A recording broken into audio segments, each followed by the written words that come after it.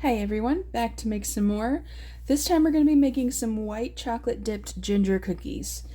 So basically like a ginger snap, a little more chewy, and then we'll dip them in some white chocolate and get them decorated. So first thing I need, 1.5 sticks of butter, or 3/4 of a cup. And you'll be super excited to finally find a use for those half sticks of butter they like to sell.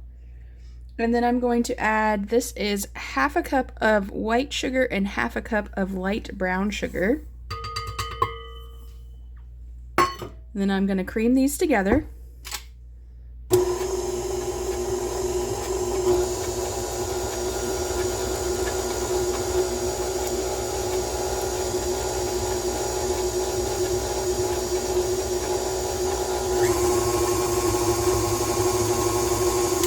Okay.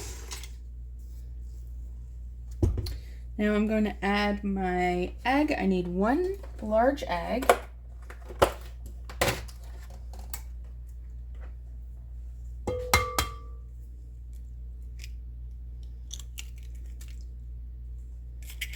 Okay.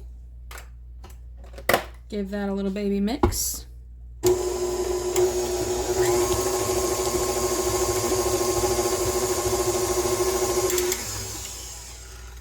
Okay, now I need vanilla, and I need,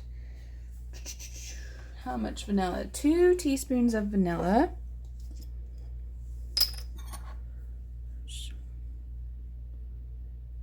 One and 2.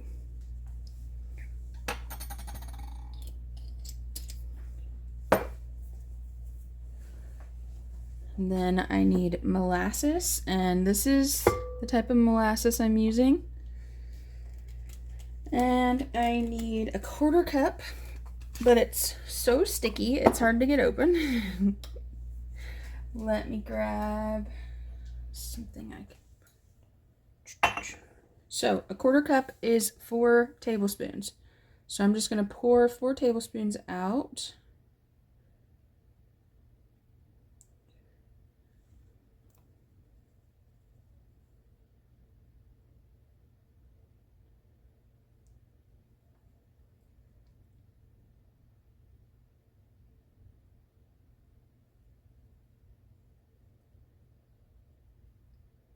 This is what kind of gives you that chewy texture.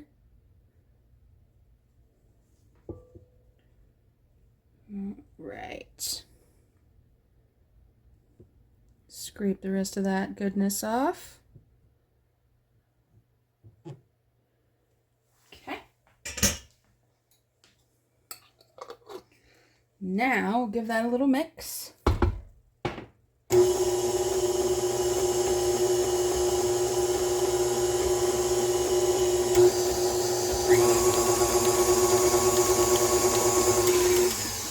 Alright, now I'm going to add baking soda. I need 1 teaspoon of baking soda.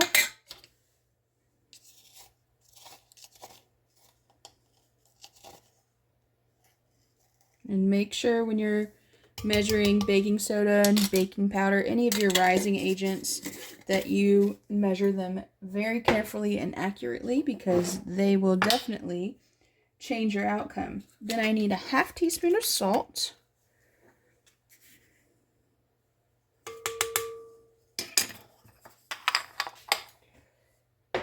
And now my spices. So 2 teaspoons of ground ginger.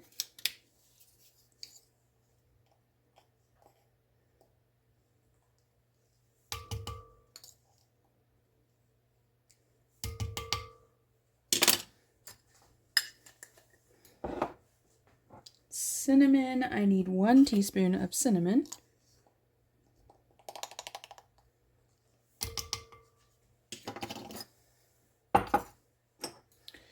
I need 1/4 teaspoon of ground cloves.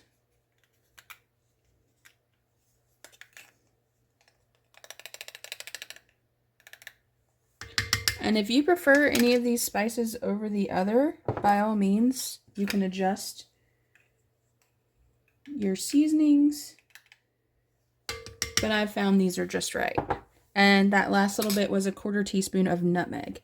Now I'm going to give this a little mix, just to get all those spices even.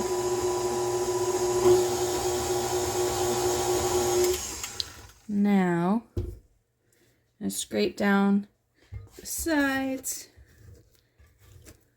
You can already see that beautiful color.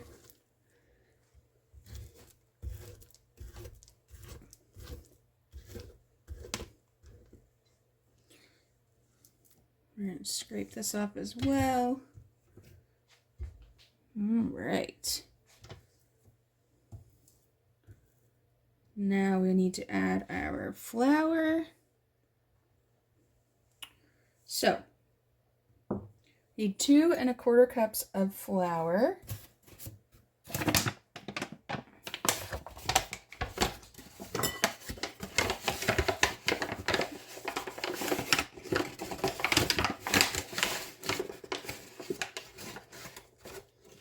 There's 1.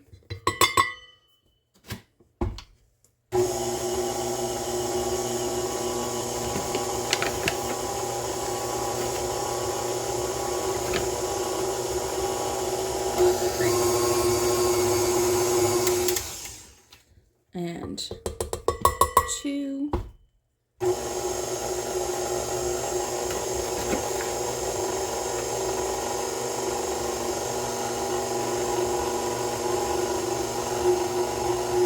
And 1/4.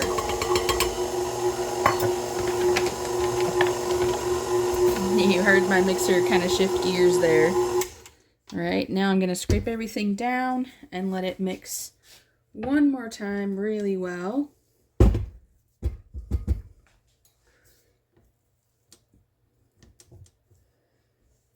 And it smells absolutely amazing, just like Christmas in here.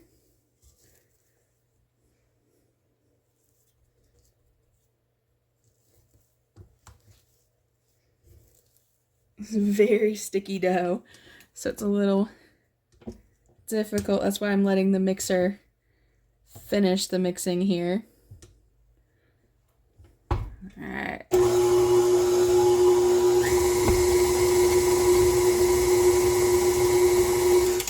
Okay, now I'm gonna wrap this up in some plastic wrap and put it in my fridge to sit for the next, at least an hour. And then we'll get them ready for the oven. Right, so we're gonna roll out our ginger cookies now. These are the ones we're going to dip in white chocolate later. So I'm just using my little 1-inch ice cream scoop.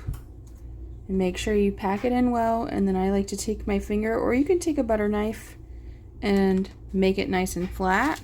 And then this is the parchment paper that's going to go on my baking pan. And I'm just going to make a bunch just like that.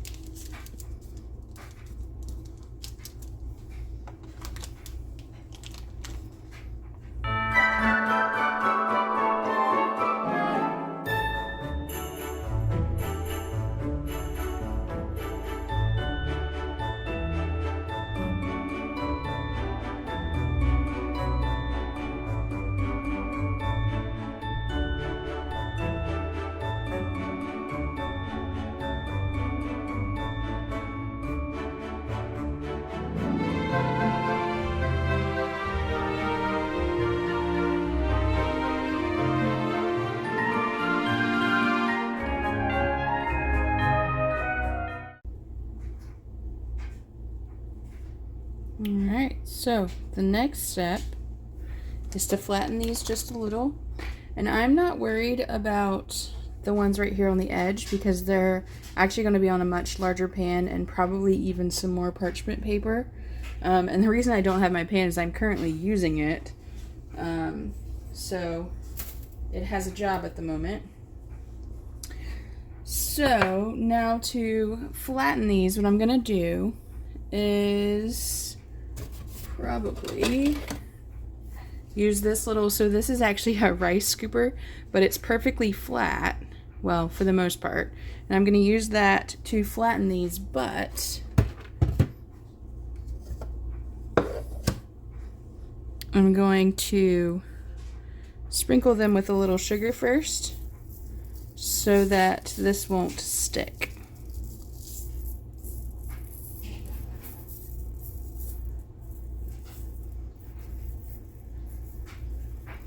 Okay. I'll just take this and flatten them out. And it may still stick. It probably will still stick. So that's not gonna work.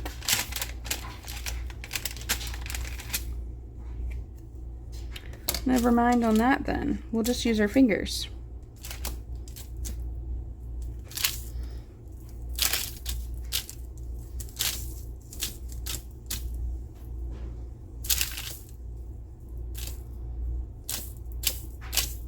And you want to flatten them all to the same depth so that they cook at the same time.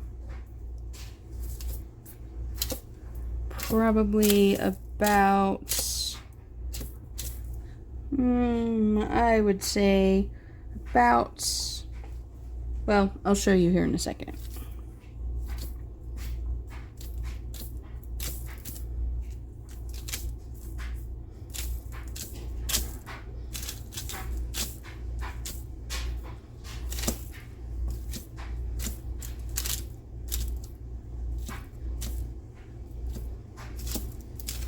And you can just let these spread naturally if you'd like. But I find I get better results if I go ahead and give them a head start. But I'll do a batch without squishing them and show you the difference.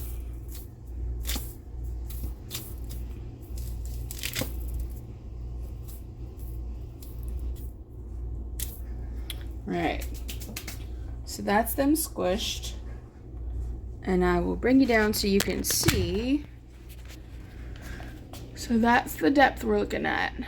Probably about, oh, well, let's see.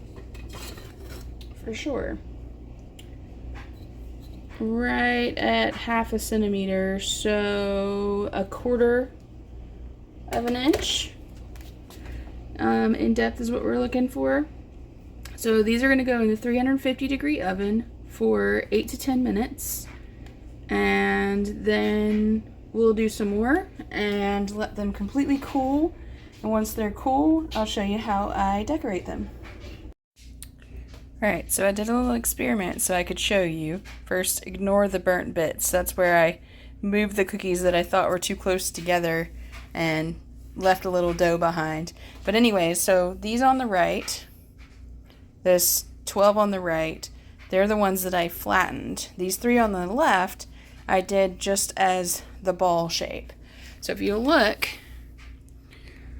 the ones on the right are much thinner, more like a ginger snap, and the ones on the left are more like a ginger cookie, like a molasses cookie. So it depends on what you're after. If you want more of a ginger snap texture, then I would say flatten them. If you want more of a chewy texture, I would say leave them in a ball.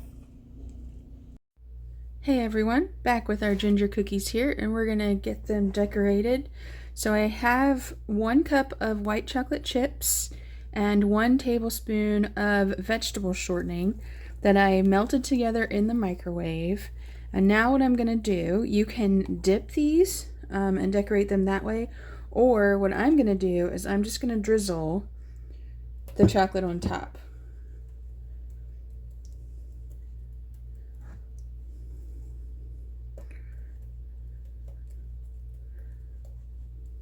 And you may want to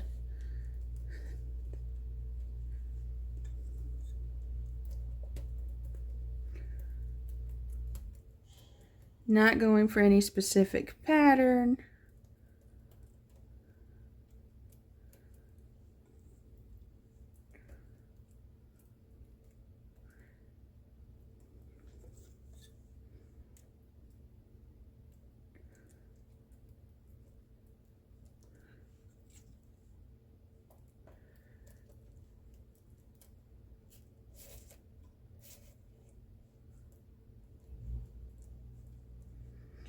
And I'm sure there's a way to do this fancier, but this is the simple way that I do it, and tastes good. Looks pretty good once you get them all done and get it dry. Put them on the plate with all your other cookies.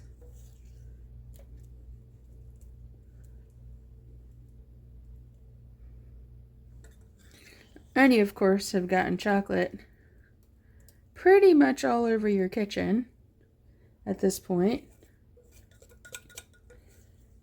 Sometimes I dip these, which also works really well, but just not doing that today. So like this one that's super coated will probably just be kept to the side and eaten. But then you have ones like this that just look great. Look super fancy. And you can get some of that excess chocolate off while it's super warm.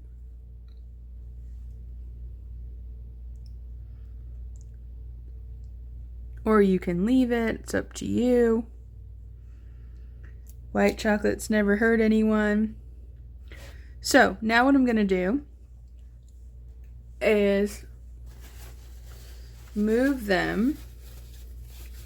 I don't want them to dry here, because if I let them dry here, where it has come off the edges there, it's going to break and they're going to be stuck to the paper.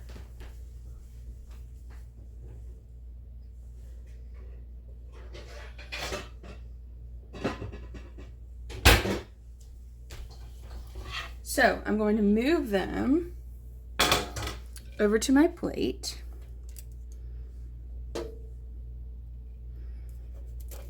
Let's see, they're already starting to dry.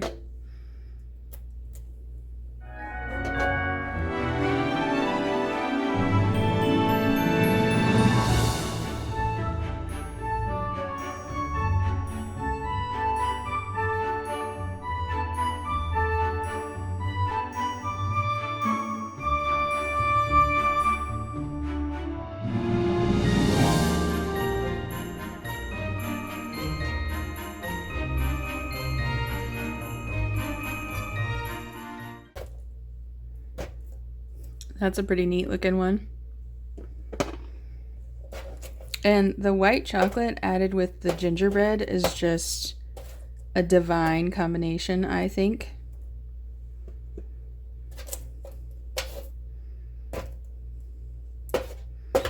Because this is a gingerbread that has that little bit of burn to it, that warmth in the background. So the white chocolate kind of offsets that.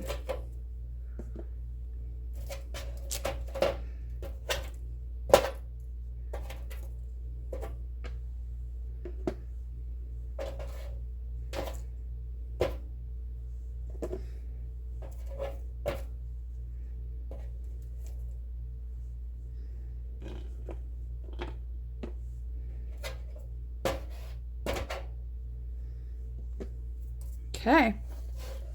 What do you think? Not too bad, huh? So that's the white chocolate iced gingerbread cookies.